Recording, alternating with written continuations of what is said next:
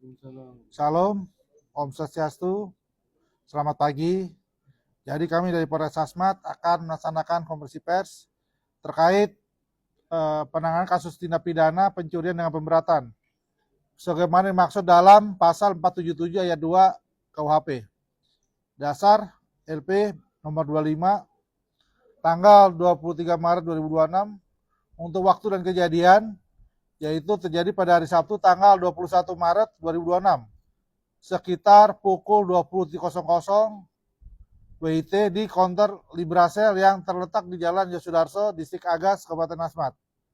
Untuk korban, identitas inisial MH, umur 52 tahun, wira swasta, alamat di Jalan Dolok, Distrik Agas, Kabupaten Asmat.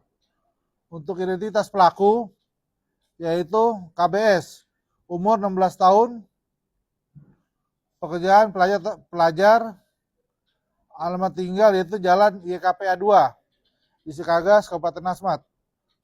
Untuk barang bukti yang ada di depan rekan-rekan semuanya, yaitu ada satu buah unit HP merek Oppo, satu unit HP merek Redmi, satu unit HP merek Vivo, yang terdapat karet gelang warna coklat, satu unit handphone merek Vivo dengan warna hitam, ada stikernya, satu unit merek Vivo dengan warna generasi tua, satu unit senapan angin, satu lembar celana pendek warna hitam tulisan Peles, satu lembar hoodie warna abu-abu, dan satu buah sendok nasi yang terbuat dari kayu. Untuk kronologisnya yaitu pada hari Sabtu tanggal 21 Maret 2026 sekitar pukul 20.00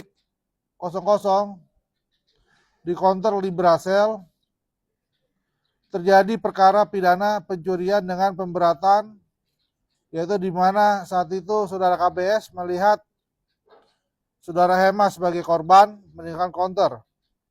Kemudian saudara KBS menuju rumah di sebelah counter tersebut, lalu pelaku dari jembatan di depan rumah tersebut turun ke bawah dari jembatan, kemudian menyusuri kolong-kolong rumah dan sampai di belakang bangunan counter Librasel.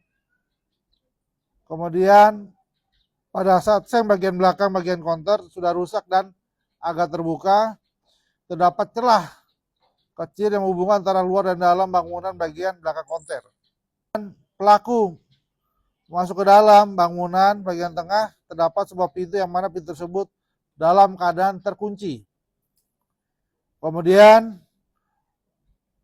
buka dan memikirkan bagaimana saat itu ada sebuah sendok nasi yang dari kayu, kemudian pelaku mengambil sendok itu untuk membuka pintu yang terkunci. Kemudian pelaku buka, kemudian menusukkan bagian depan sendok nasi ke celah pintu dan dinding. Kemudian menekankan sehingga pelaku pintu tersebut terbuka. Pada saat kemudian menuju ke arah pintu menghubungkan ruangan tengah dengan bagian depan counter tertutup dan pelaku tidak bisa membukanya. Kemudian pelaku melihat ke arah loteng, terdapat celah yang agak cukup besar. Kemudian memanjat loteng dan membuka salah satu bagian loteng yang tidak dipaku. Kemudian terdapat celah untuk masuk ke counter bagian ruangan bagian depan. Yang situ terdapat barang-barang, itu handphone, senapan angin, dan lainnya.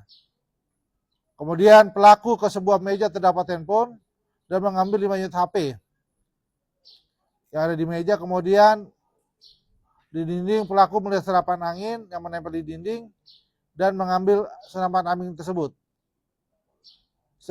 Setelah pelaku menaruh 5 unit handphone dalam saku celana, kemudian memegang ujung belakang senapan angin, lalu pelaku memanjat lewat dinding ruangan depan, keluar lewat celah loteng yang tadi sebelumnya pelaku masuki.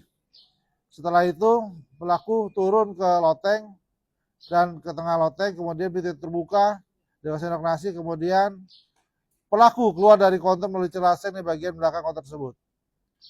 Tindakan yang dilakukan yaitu pemeriksaan saksi, terima RP dan amankan barang bukti. Untuk pasal disangkakan yaitu pasal 477 ayat 2 KUHP sebagaimana dimaksud dalam ayat 1 huruf E disertai dengan salah satu cara sebagaimana dimaksud dalam ayat 1 huruf F dan huruf G pidana penjara paling lama 9 tahun. Motifnya yaitu pelaku saudara KBS untuk memiliki barang tersebut dan nanti akan dijual untuk sebagai mendapatkan uang. Mungkin dari sini ada sampaikan? Cukup. Baik, terima kasih untuk Komisi Pers hari ini. Wassalamualaikum warahmatullahi wabarakatuh. Salam, Om Santi Santi Santi Om. Selamat pagi.